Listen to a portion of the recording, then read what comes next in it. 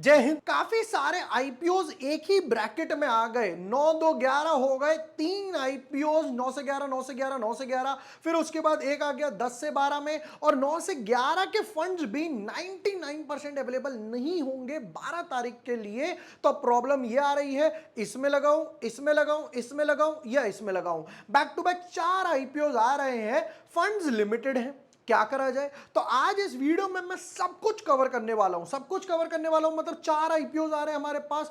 तो for example Bajaj हो गया, टॉलिंस हो गया, क्रॉस हो गया, पीएन गार्डजिल हो गया। तो मैं चारों में से कौन सा लगाऊं। अब इसमें मैं सारे परम्यूटेशन कॉम्बिनेशन बताऊंगा कि अगर आपके पास 15,000 की कैपिटल है तो किस में लगाना है, अगर आपके पास 30,000 की कैपिटल है, 45, 60, 75, 1 लाख, 2 लाख, जैसे भी है। देखो सब लोग वीडियोस देखते हैं, हो सकता है किसी की कैपिटल 15 हो, किसी की 30 हो, किसी की 50 हो, किसी की 1 लाख हो। तो सब कुछ एक ही वीडियो में कवर हो जाएगा कि किसको कौन सा लॉट लगाना है, किसको कौन सा नहीं लगाना। प्रायोरिटी वाइज सेट करने वाला हूं इस वीडियो में सारे जो चारों आईपीओज आ रहे हैं, और पता लग जाएगा कि नंबर 1 पे कौन सा है, नंबर 2 पे कौन सा है, नंबर 3 पे कौन सा है और नंबर 4 पे कौन सा है।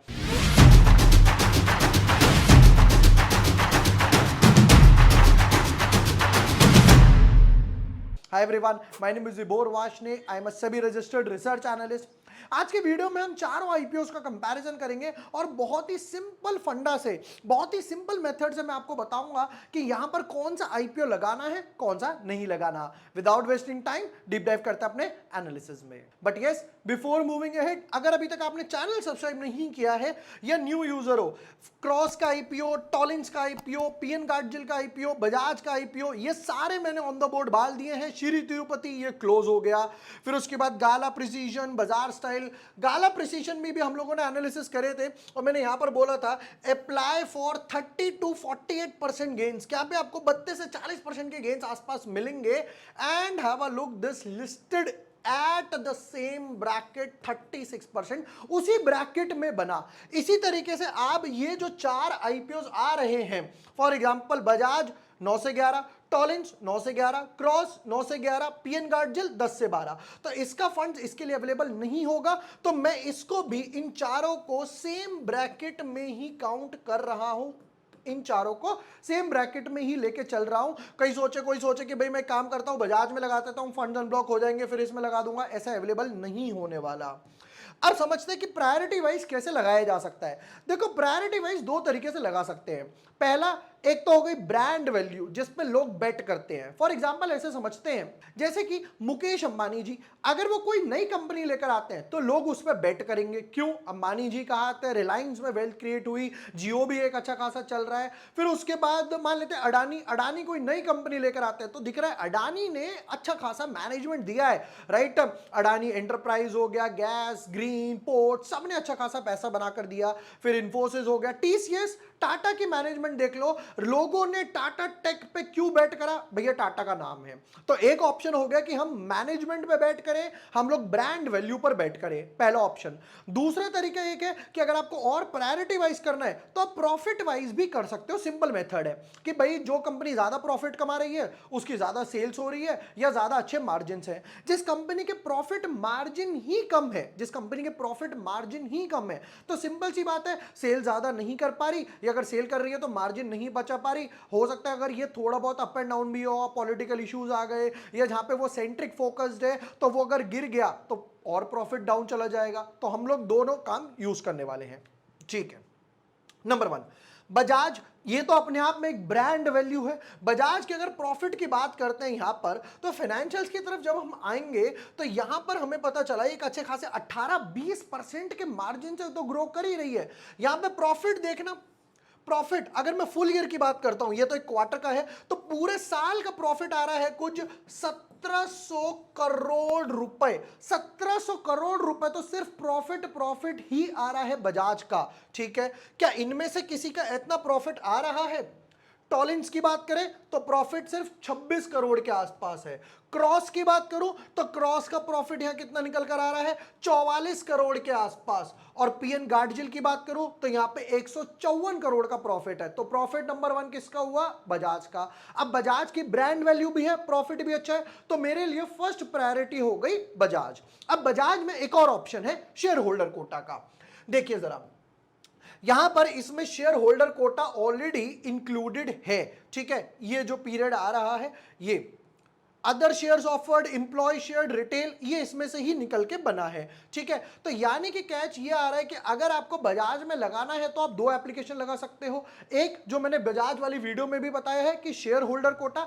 अब इसमें और डाउट्स क्या आए थे, मैंने 30 अगस्त को बजाज फाइनेंस या बजाज फिनसर्व खरीदा, 30 अगस्त को, क्या मुझे शेयर होल्डर कोटा मिलेगा? नहीं मिलेगा। जिसने 29 ऑफ अगस्त तक खरीदा है, अगर आपने 29 अगस्त तक भी खरीदा है तो आपको शेयर होल्डर कोटा मिलेगा। बजाज वालों ने आपको मेल भी किया होगा, जो आपकी रजिस्टर्ड ईमेल आईडी है डीमैट वालों या डीपी आईडी के साथ में, ठीक है। अगर आपने 30 को खरीदा, 1 को खरीदा और आप खरीदने का मूड है, कोई फायदा नहीं है, अब आपको शेयर होल्डर कोटा नहीं मिलेगा।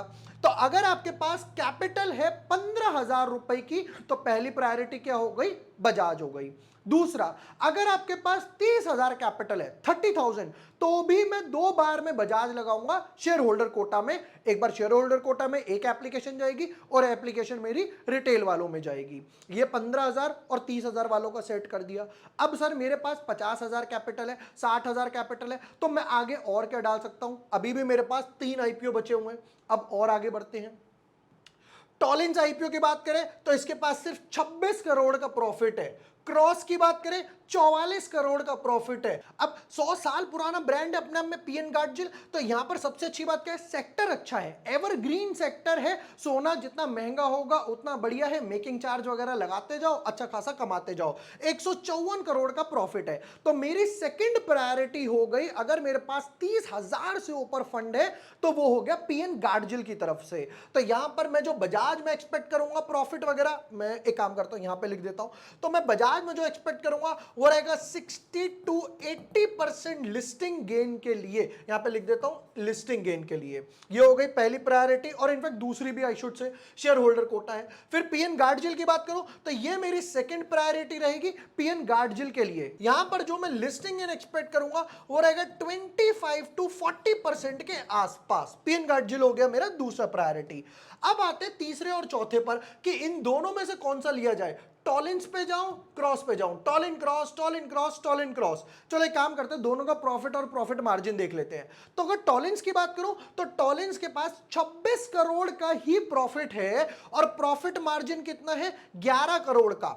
तो यहां पे प्रॉफिट है 26 करोड़, प्रॉफिट मार्जिन है इसके पास 11% का, ठीक है। दूसरी तरफ अगर यह चीज देखी जाए, अगर इस पर आते हैं क्रॉस के ऊपर, क्रॉस के पास प्रॉफिट कितना है? 44 करोड़। प्रॉफिट तो ज्यादा है इसके पास, बट प्रॉफिट मार्जिन सिर्फ 7% है। मतलब सेल्स करते हैं, एक्सपेंसेस मैनेज नहीं कर पाते हैं। सेल्स करते हैं, एक्सपेंसेस वगैरह मैनेज नहीं कर पाते हैं। और दूसरी एक चीज जो हम लोगों ने डिस्कस करी थी, ये 50-50 आ रहा है। 50% ओएफएस है, 50% फ्रेश इशू है। जब आप 250 करोड़ अपने पास जेब में रख के जा रहे हो, वो भी तब जब आपके पास एक ऑलमोस्ट 1:1 का डेट रेशियो है, तो यानी कि ये टॉलिन से थोड़ा सा डाउन है, टॉलिन से थोड़ा सा डाउन है, राइट। तो ये हो गई मेरी फोर्थ प्रायोरिटी। तो नंबर 3 हुई मेरी टॉलिन्स और नंबर 4 हुई मेरी क्रॉस प्रायोरिटी। प्लस अब अगर इसके प्रॉफिट देखा जाए, लिस्टिंग गेन कितने एक्सपेक्टेड होंगे? लिस्टिंग गेन इसमें बनेगा कुछ 10 से लेकर, और 10 भी नहीं, आई शुड से 15 से लेकर 25% के आसपास। कहां पर? टॉलिन्स वगैरह में। बट क्रॉस वगैरह में क्या बनेगा? क्रॉस में यहां पर हमारी होगी लास्ट प्रायोरिटी, बिकॉज ये 50-50 रेशियो में आ रहा है, प्लस 1:1 का डेट टू रिजर्व रेशियो है, और प्रॉफिट मार्जिन भी कम है। तीनों बिल्कुल नेगेटिव साइड जा रहे हैं। तो यहां पे बनेगा कुछ 8 से लेकर 15% के आसपास लिस्टिंग गेन। ये थे चारों आईपीओज। वापस से बोल देता हूं, नंबर 1, ये काम करता हूं, मैं लिख ही देता हूं बोर्ड पे। Priority wise number 1, number 2, number 3, number 4 और नंबर 5।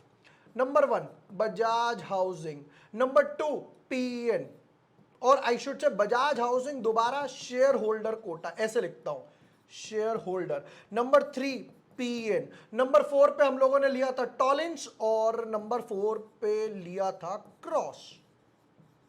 ये मेरी प्रायोरिटी है। अगर मेरे पास 15,000 रुपए हैं तो मैं बजाज में लगाऊंगा जहां पर मुझे 60 to 80% लिस्टिंग गेन है। अगर मेरी प्रायोरिटी, अगर मेरे पास शेयर होल्डर कोटा ऑलरेडी था, यानी कि मैंने 29 अगस्त तक बजाज फाइनेंस या बजाज फिंसर लिए थे, जो मैंने कितनी बार 2-2 महीने पहले बोला, ट्विटर पे बोला, टेलीग्राम पे भी बोला, तो यहां पर मैं शेयर होल्डर कोटा में भी लगाऊंगा। अगर आप शेयर होल्डर कोटा में नहीं हो, आप ये वाला पॉइंट स्किप कर सकते हो, आप ये वाला पॉइंट स्किप करके आगे नीचे की तरफ बढ़ सकते हो। तो ये हो गया वापस से 60 to 80% गेन्स, यहां पर मेरी 2 एप्लीकेशन जाएंगी। अब आते हैं पीएन गार्जिल पे। तो अगर 15,000 है बजाज हाउसिंग, नंबर 2 30,000 है Bajaj housing share holder quota, share holder quota नहीं है पीएन गार्जिल पे जंप कर दो। ये हो गया 25 to 40% लिस्टिंग गेन के आसपास। नंबर 3 बनेगी मेरे पास टॉलिंस के आसपास, जो हो गए कुछ 10-15% के आसपास टू 25% लिस्टिंग गेन। और लास्ट प्रायोरिटी बनेगी क्रॉस। अगर आपके पास 15, 30, 45, 60 और लास्ट 75,000 या 1 लाख है,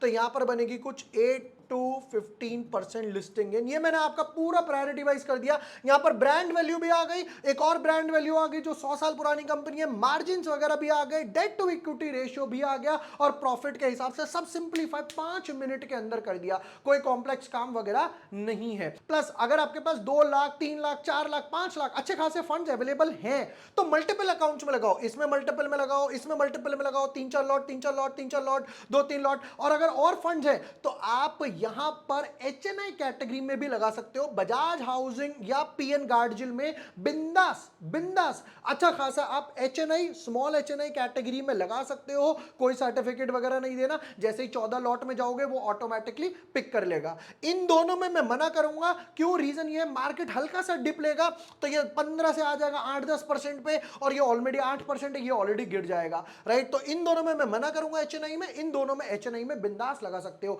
ये चारों आईपीओज मैंने क्लैश कर जो हो रहे थे क्लियरली बता दिया कि प्रायोरिटी वाइज क्या है। अगर वीडियो थोड़ा सा भी यूजफुल लगा हो कि सिंपलीफाई वे में बताया है, दोस्तों के साथ शेयर कर देना व्हाट्सएप में। That's all. Thank you for watching the video. Lots of love.